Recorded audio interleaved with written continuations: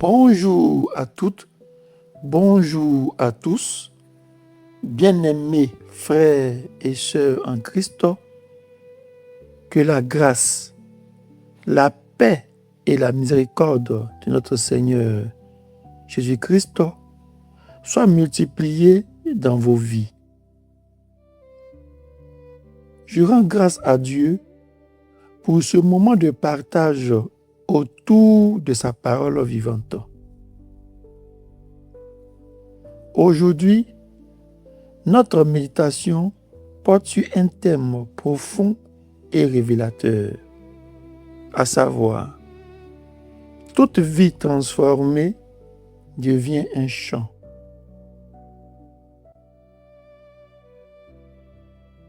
Ce thème nous amène à comprendre que la transformation que Dieu opère dans une vie ne reste jamais cachée. Elle devient visible, audible et perceptible. Une vie touchée par Dieu devient un témoignage, une mélodie spirituelle qui glorifie le Seigneur. Frères et sœurs bien-aimés, dans la Bible, le chant n'est pas seulement une activité musicale. Le chant est souvent le résultat d'une expérience avec Dieu. Chaque fois que Dieu agit puissamment dans la vie de quelqu'un, une réponse de louange naît naturellement. Par exemple, le peuple d'Israël, il chante après la délivrance de l'Égypte. Quant à la mère du prophète Samuel, Anne, elle chante après avoir reçu un enfant. Marie, la mère de Jésus-Christ, elle chante après la promesse divine. Paul et Silas, quant à eux, ils chantent en prison. Cela montre une vérité profonde. Le chant est la voix d'une vie transformée. Mais Dieu ne transforme pas seulement notre bouche pour chanter. Il transforme notre vie pour devenir un chant. Bien-aimés dans le Seigneur, la transformation divine commence dans le cœur. Si quelqu'un est en Christ, il est une nouvelle créature. 2 Corinthiens chapitre 5, le verset 17. La transformation que Dieu opère n'est pas superficielle, elle est intérieure. Dieu ne répare pas simplement l'ancien homme. Dieu crée un homme nouveau. Ainsi, le cœur change avant les actions. Les pensées changent avant les comportements. Et l'identité change avant le style de vie. Ézéchiel chapitre 36, le verset 26 ajoute « Je vous donnerai un cœur nouveau. » Amen. Ainsi, un instrument désaccordé ne peut produire une belle musique.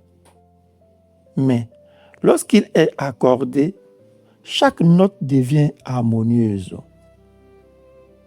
De la même manière, Dieu accorde notre vie pour qu'elle devienne un chant qui lui plaît.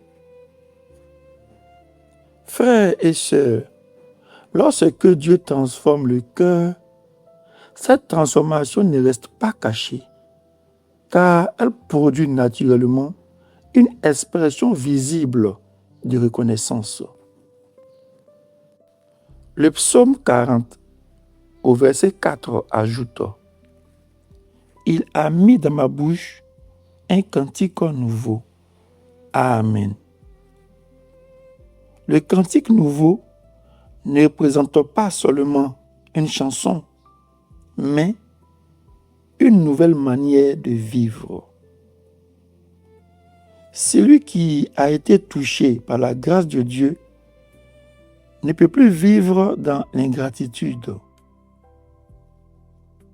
La gratitude devient alors son chant quotidien.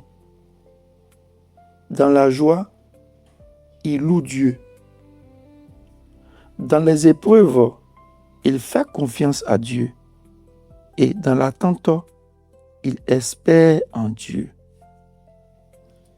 1 Thessaloniciens, chapitre 5, le verset 18 ajoute: Rendez grâce en toutes choses. Amen.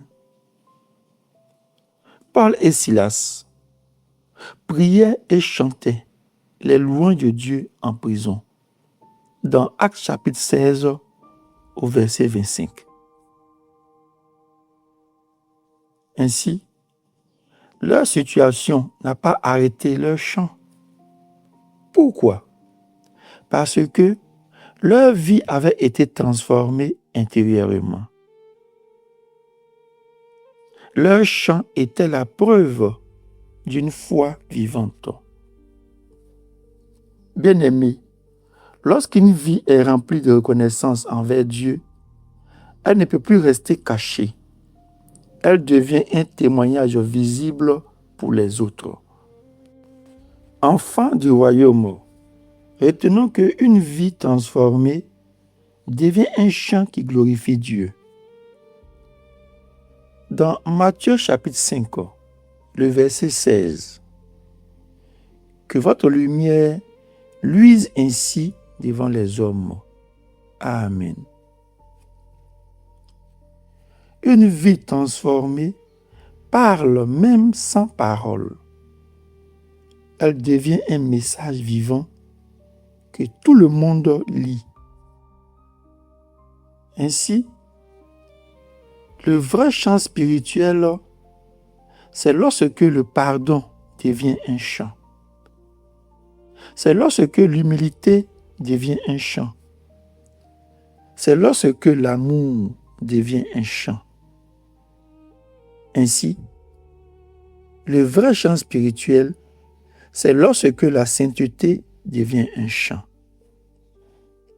C'est pourquoi 2 Corinthiens chapitre 3, le verset 2 ajoute: Vous êtes notre lettre, connue et lue de tous les hommes.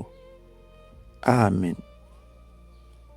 Par exemple, l'apôtre Paul, anciennement dénommé Saul de Tarse, avant sa transformation, il persécutait l'Église. Mais après sa rencontre avec Christ, sa vie devient un témoignage puissant. Galates chapitre 1, le verset 24 ajoute: Et il glorifiait Dieu à mon sujet. Amen. Ainsi, la vie de l'apôtre Paul est devenue un chant qui poussait les autres à glorifier Dieu. Bien-aimés, nous arrivons à la fin de notre partage spirituel de ce jour. Mais avant de nous séparer, nous comprenons aujourd'hui que la transformation commence dans le cœur. Elle produit ensuite un chant de reconnaissance et elle devient un témoignage visible pour le monde. Ainsi, le chant dont parle la Bible n'est pas seulement une musique, mais une vie entièrement transformée par Dieu. La vraie question est donc: ma vie est-elle devenue un chant pour Dieu? Père céleste, merci pour ta grâce qui transforme les vies. Nous te demandons aujourd'hui de continuer ton œuvre en nous. Change nos cœurs, renouvelle nos pensées et purifie nos motivations. Fais de nous des vies qui te glorifient. Que notre existence entière devienne un chant qui proclame ta gloire. J'ai prié au nom puissant de Jésus-Christ. Amen. Frères et sœurs, le monde n'a pas seulement besoin d'entendre nos chants. Il a besoin de voir nos vies chanter Dieu. Car une vie transformée est le plus beau des cantiques. Alors, allez et laissez Dieu faire de vous un chant vivant dans cette génération. Que le Seigneur vous bénisse abondamment. Amen.